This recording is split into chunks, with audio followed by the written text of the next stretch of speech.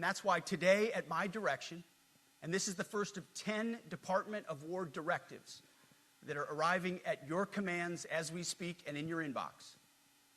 Today, at my direction, each service will ensure that every requirement for every combat MOS, for every designated combat arms position, returns to the highest male standard only.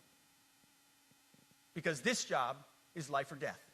Standards must be met. And not just met, at every level we should seek to exceed the standard, to push the envelope, to compete. It's common sense and core to who we are and what we do. It should be in our DNA. Today, at my direction, we are also adding a combat field test for combat arms units that must be executable in any environment at any time and with combat equipment. These tests, they'll look familiar. They'll resemble the Army Expert Physical Fitness Assessment or the Marine Corps Combat Fitness Test. I'm also directing that warfighters in combat jobs execute their service fitness test at a gender-neutral, age-normed male standard scored above 70%. It all starts with physical fitness and appearance.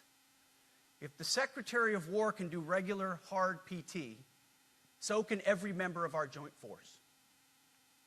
Frankly, it's tiring to look out at combat formations, or really any formation, and see fat troops. Likewise, it's completely unacceptable to see fat generals and admirals in the halls of the Pentagon and leading commands around the country and the world. It's a bad look. It is bad, and it's not who we are. So whether you're an airborne ranger or a chairborne ranger, a brand new private or a 4-star general, you need to meet the height and weight standards and pass your PT test. And as the chairman said, yes, there is no PT test. But today, at my direction, every member of the joint force at every rank is required to take a PT test twice a year, as well as meet height and weight requirements twice a year, every year of service. Also today, at my direction, every warrior across our joint force is required to do PT every duty day. Should be common sense. I mean, most units do that already, but we're codifying it.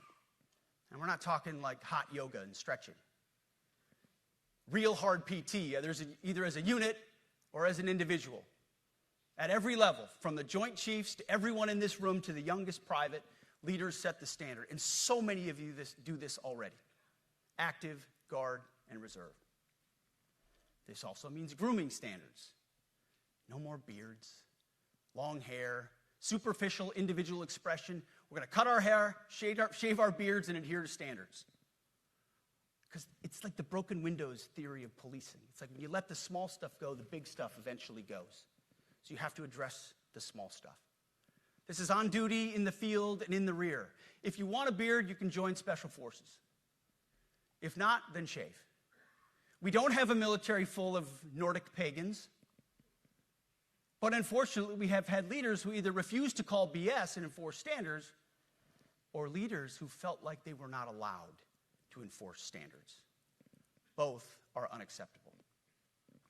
And that's why today, at my direction, the era of unprofessional appearance is over. No more beardos. The era of rampant and ridiculous shaving profiles is done.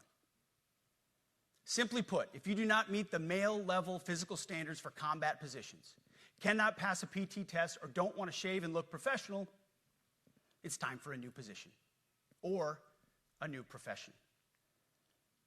I sincerely appreciate the proactive efforts the secretaries have already taken in